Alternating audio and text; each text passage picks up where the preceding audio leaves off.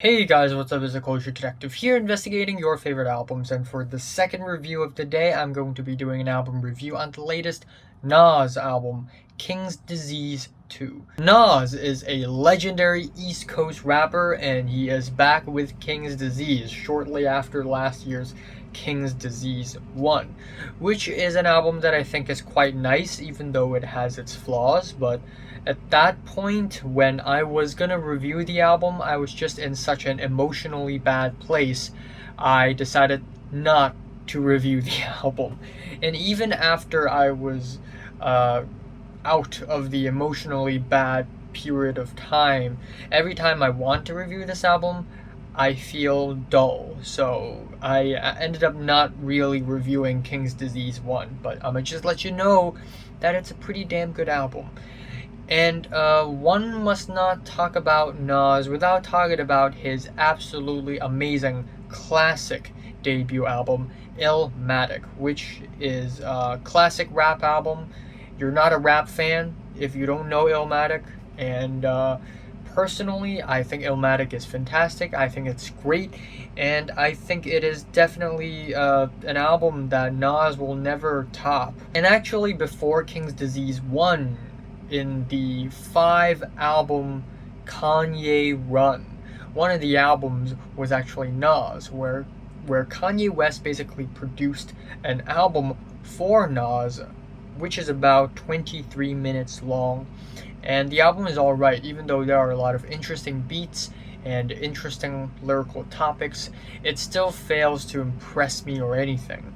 But now we have King's Disease 2, and it's another really good album, and it just goes to show that Nas is still just as talented and just as thoughtful as he was when he started his career. So we have The Pressure as the album opener with an atmospheric instrumental on snappy beats, which is pretty cool. And lyrically, it is about feeling like having the world's weight on your shoulders, feeling like having a responsibility. And beat-wise, it is just alright. But it is the next track that kind of impressed me. We have Death Row East with a very nice bouncy beat, keyboards, record scratches, and it is very smooth and nice. It sounds modern and old school at the same time, which is a very fitting vibe for Nas. And also, Hit Boy pretty much produces all of the tracks on the album, so there is that. We have the consistency. But essentially, lyrically, this track is a trip down memory lane on how back in the 90s, the record label that is Death Row tried to reach the East Coast. And this is the entire story told in Nas's perspective. And then we have the next track, 40 Side, which is a track that I'm not really too crazy about. It has a moody trap beat, and it just sounds kind of casual, kind of average, not really all that impressive or anything. Wow, my sky. The sky hasn't been so shiny for like an entire month. Oh my god. But yeah, anyways, next track is EPMD 2, which is the sequel to EPMD, which is actually off of the Judas and the Black Messiah soundtrack. And this track has a really nice fire instrumental, and we have Eminem, none other than the legendary Eminem, Slim Shady, on this track. And he sounds amazing. His feature is amazing. And the way his flow switches according to the beat switches is very impressive, and it sounds amazing. Then we have the track Rare, which starts off with a blissful, warm instrumental, which is just okay. But once again, it beat switches to a spacier instrumental with Nas coming off really intense, and it just sounds amazing. And then we have You Know the Vibe, YKTV, and it is another track where we have a subtle trap beat, which is just okay and not really all that impressive or anything. And we have the features from A Boogie with the Hoodie and YG, and they are both pretty good on this track. They give nice performances. They are eccentric. and cartoony and animated, and I really like it, even though the beat is still not really all that great or anything. The track Store Run has a beautiful soul sample underneath, which is really nice, and lyrically it is about the past, contrasting it with the present, and it is another solid track, followed by Moments with one of my favorite instrumentals on the entire album. It is bright, nostalgic, soulful, and very dreamy as well at the same time. It is amazing instrumentally. I love the beat. And then we have the track Nobody featuring none other than Lauryn Hill. And it is a track about fame. And Nas raps about fame, and Lauryn Hill also gives her own spin on the lyrical topic of fame. Instrumentally, it is really smooth, really nice, and it is a really solid track. And then the next track, No Phony Love, features the one and only legendary Charlie Wilson. I mean, Nas just pulls off these features, man.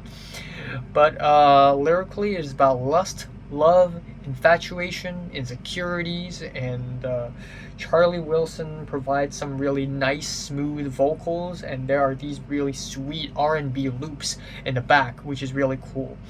And then the rest of the album is just kind of alright. We have Brunch on Sundays with a really regular instrumental, and the bars are somewhat underwhelming for Nas' standards. Track Count Me In has a really mild instrumental, and the chorus is unnecessarily spacey. The track Composure has these spacey horns and spacey pianos, and lyrically it is about composure, keeping calm, which is not really all that refreshing or anything, given that Nas pretty much constantly raps about that anyways. Hit Boy himself also has a feature on this track, which is not really all that bad, which is followed by a spoken word outro. The track My Bible has a really classy instrumental, a snappy beat, and a thick, wobbling bass line, which is really cool. So that is definitely one of the better tracks on the album instrumentally. And the album ends off with Nas Is Good, which is a really conclusive ending to the album. Also to this new chapter of Nas's career. And again, we have a soulful beat like a lot of the tracks on the album have. And again, it is really nice. The performance is there. The instrumentals are there. It's solid. It's a solid ending to the album. But that is pretty much the extent of this album, in my opinion, while there are a lot of highlights on the album. I still think a good chunk of this album is just okay. Maybe it's because the beats and the instrumentals didn't really wow me or anything. And maybe it's the performances.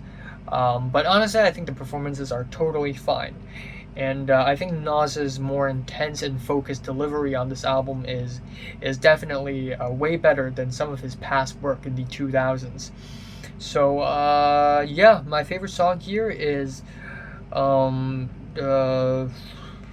Row East, probably, or EPMD 2, probably, or Moments, probably, and my least favorite is